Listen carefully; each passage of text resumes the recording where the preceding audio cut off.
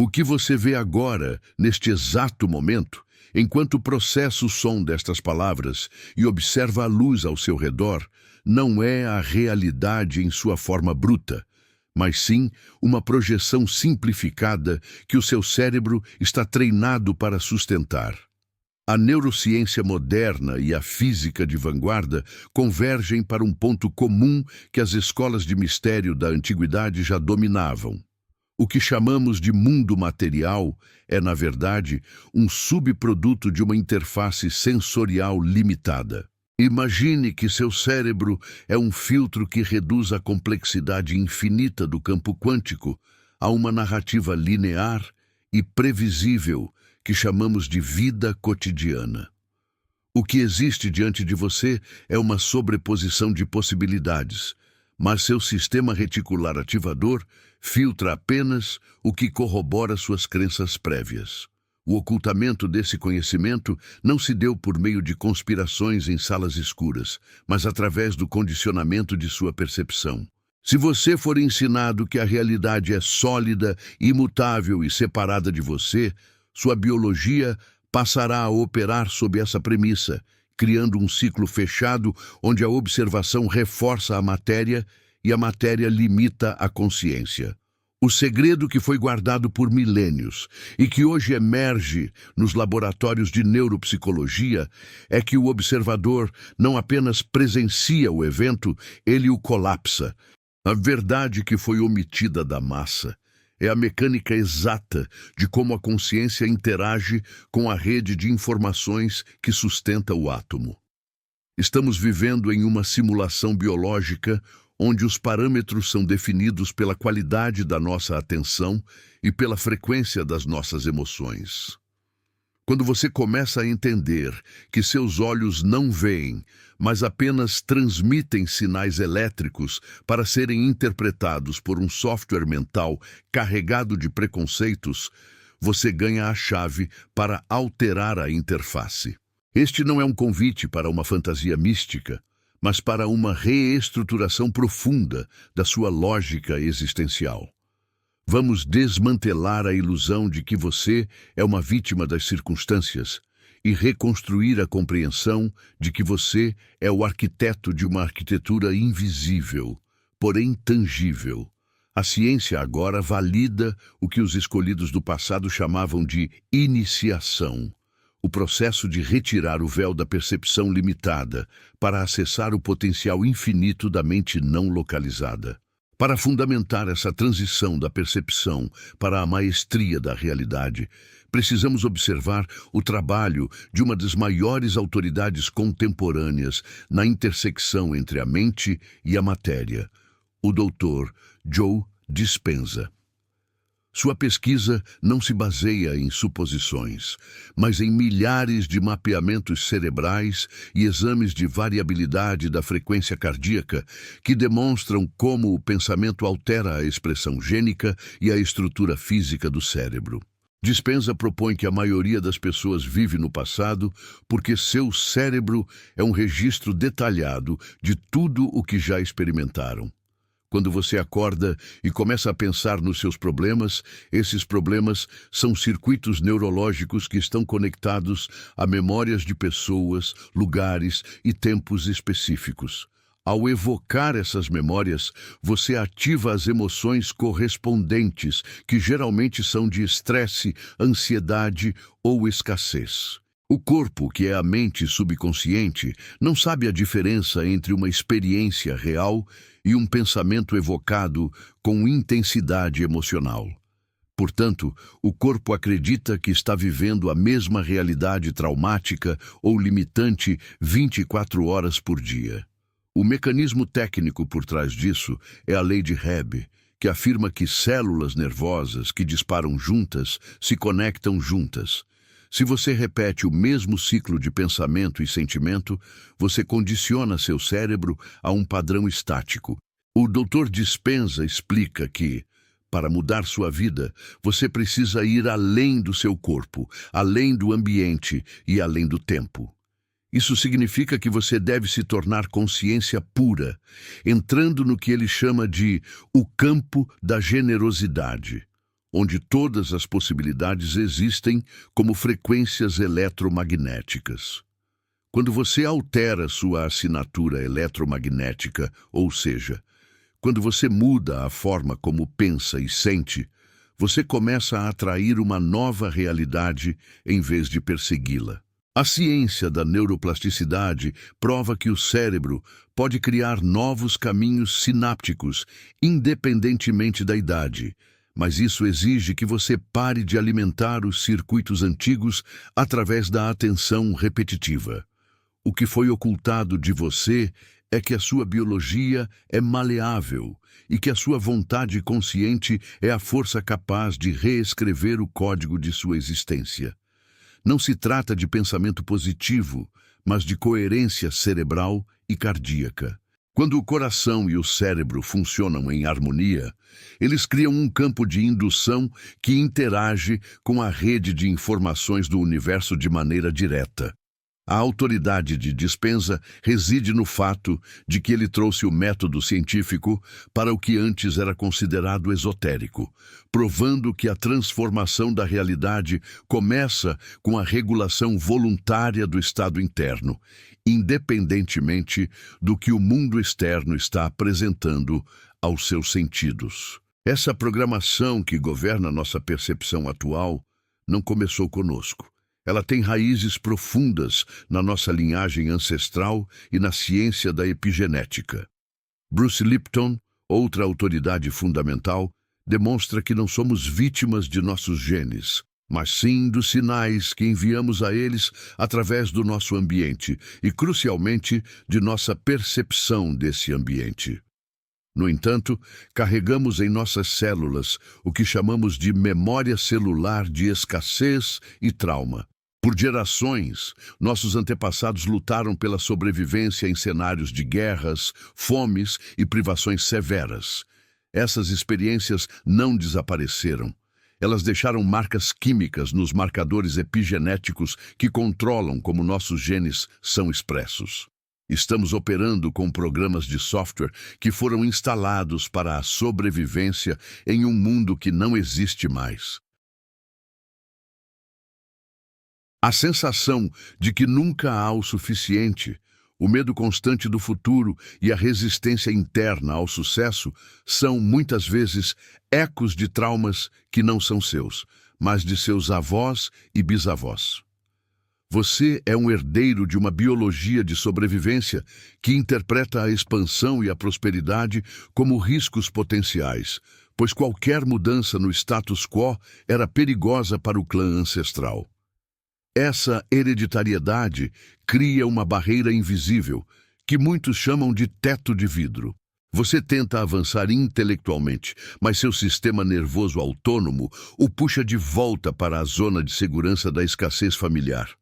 Romper com esse ciclo exige o reconhecimento de que você é o portador de uma carga que não lhe pertence.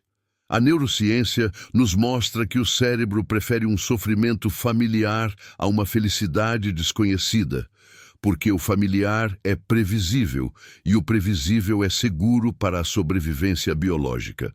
Para superar essa herança, é necessário um esforço consciente de desidentificação.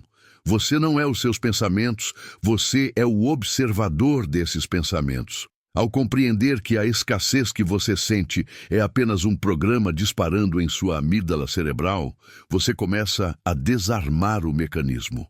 A epigenética nos dá a liberdade de saber que, embora tenhamos herdado a planta baixa, somos nós que decidimos quais cômodos serão construídos e quais serão demolidos. A verdade ocultada é que a sua linhagem termina a fase de sobrevivência com você, para que a fase de criação possa finalmente começar.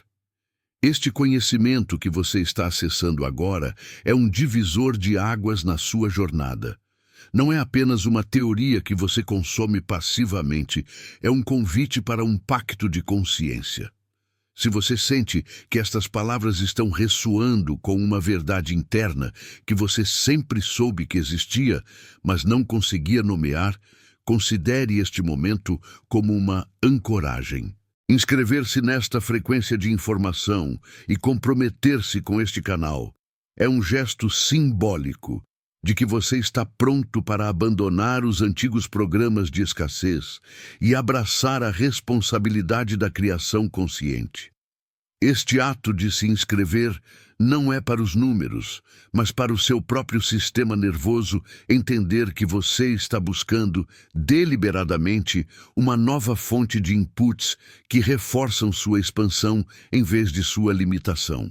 Para ilustrar a aplicação prática e real desse domínio sobre a biologia e a realidade, observemos o caso documentado de uma mulher chamada Ana, um dos exemplos mais emblemáticos nos estudos de caso do Dr. Joe Dispenza. Ana foi diagnosticada com uma doença autoimune degenerativa grave, agravada por um trauma emocional profundo após o suicídio de seu marido. Sua realidade física era de dor crônica, paralisia progressiva e uma total falência financeira. Pela lógica convencional, Ana era uma vítima de circunstâncias biológicas e externas insuperáveis. No entanto, ela começou a aplicar o ensaio mental e a regulação emocional rigorosa. Durante meses, Ana sentava-se em silêncio e, em vez de focar em seus sintomas ou em suas dívidas, ela treinava seu cérebro para sentir a gratidão de uma cura que ainda não havia se manifestado fisicamente. No início, seu corpo resistia violentamente. O corpo dela, condicionado ao cortisol e à dor, exigia as substâncias químicas do sofrimento às quais estava viciado. Mas Ana persistiu, entendendo que a resistência era apenas a mente subconsciente tentando manter o controle. Ela passou a ignorar as evidências dos seus sentidos e a focar exclusivamente na evidência interna da saúde e da abundância. O processo não foi milagroso no sentido místico, mas biológico. Ao sustentar um estado de alta frequência emocional, ela sinalizou para novos genes e desligou os genes da doença. Em menos de um ano, exames clínicos mostraram que a doença havia desaparecido completamente e sua situação financeira transformou-se de forma inesperada, através de novas oportunidades que surgiram conforme ela alterava sua ressonância. O caso de Ana é uma prova concreta de que a realidade física é o último estágio de um processo que começa na consciência. Ela não esperou a cura para sentir gratidão. Ela sentiu gratidão, e a cura foi a consequência inevitável da mudança de sua assinatura vibracional. Este exemplo demonstra que não importa quão profunda seja a cova em que você se encontra, a mecânica da mente pode reconstruir a estrutura da sua vida se você tiver a disciplina de dominar seu estado interno antes que o mundo externo mude. Para que você possa replicar esses resultados, é necessário ir além da meditação passiva e utilizar uma caixa de ferramentas baseada na neurociência aplicada. A primeira técnica é o ensaio mental, utilizado exaustivamente por atletas olímpicos. O cérebro não distingue entre uma ação executada fisicamente e uma ação imaginada com riqueza de detalhes sensoriais e emocionais. Quando você fecha os olhos e visualiza o seu objetivo, não como algo no futuro, mas como algo que está acontecendo agora, você está instalando o hardware neurológico necessário para que sua mente perceba as oportunidades que levam a esse objetivo. Você está literalmente criando memórias do futuro. A segunda ferramenta é a escrita terapêutica e preditiva. Ao escrever seus objetivos no tempo presente, você força o lobo frontal a organizar o pensamento de forma estruturada, o que aumenta a densidade de atenção. A ciência mostra que o ato de escrever à mão ativa o sistema de ativação reticular, o filtro que mencionamos no início, fazendo com que o cérebro passe a priorizar informações que ajudem a concretizar o que foi escrito. Terceiro, precisamos falar sobre a sincronização de hemisférios cerebrais. Muitas vezes estamos em um estado de desequilíbrio, onde o lado esquerdo, lógico e analítico, está em conflito com o lado direito, intuitivo e emocional. O uso de batidas binaurais ou movimentos oculares rítmicos, semelhantes aos usados na terapia EMDR, ajuda a processar traumas estagnados e a integrar a mente para que ela opere como um laser focado, em vez de uma lâmpada difusa. Por fim, a ferramenta mais poderosa e simples é o intervalo entre estímulo e resposta. O neuropsiquiatra Viktor Frankl dizia que entre o estímulo e a resposta existe um espaço, e nesse espaço reside nossa liberdade. Quando você sente o gatilho da raiva, da escassez ou do medo, e você conscientemente escolhe pausar e respirar profundamente, você está interrompendo a produção de cortisol e ativando o sistema nervoso parasimpático. Essa pausa consciente altera a química do seu sangue em segundos. É nesse hiato que você deixa de ser um animal reativo para se tornar um criador consciente. Essas técnicas não são rituais mágicos, são exercícios de engenharia biológica. Elas exigem repetição e consistência, assim como o treinamento de um músculo. A verdade ocultada é que o domínio sobre a própria vida é uma questão de higiene mental e regulação química diária. Ao longo deste percurso, desmistificamos a ideia de que a sua realidade é um destino fixo. Vimos que a ciência da neuroplasticidade e da epigenética removem as correntes da hereditariedade e do trauma, colocando o pincel de volta em suas mãos. O que foi chamado de conhecimento ancestral oculto é, na verdade, a compreensão de que somos seres multidimensionais, operando em um corpo biológico que pode ser programado para a grandeza ou para a mediocridade. A aplicação prática imediata que deixo para você é a vigilância constante sobre o seu estado interno. Não permita que o mundo externo dite como você se sente. Decida como você se sente e observe o mundo externo se reorganizar para corresponder a essa nova frequência.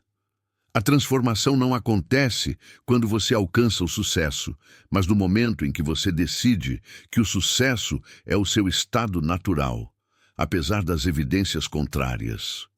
Se este conhecimento gerou uma epifania em você, se você sentiu que algo se moveu em sua percepção, compartilhe esse insight nos comentários. A manifestação da palavra escrita ajuda a solidificar o novo circuito neurológico que você acabou de criar. Este é o seu primeiro passo para fora da caverna das sombras e em direção à luz da criação consciente. Continue expandindo sua consciência e lembre-se de que a verdade nunca esteve escondida. Ela apenas aguardava que você tivesse os olhos para ver. Gostaria que eu explorasse mais profundamente o mecanismo da coerência cardíaca ou que eu detalhasse um protocolo de ensaio mental para uma área específica da sua vida?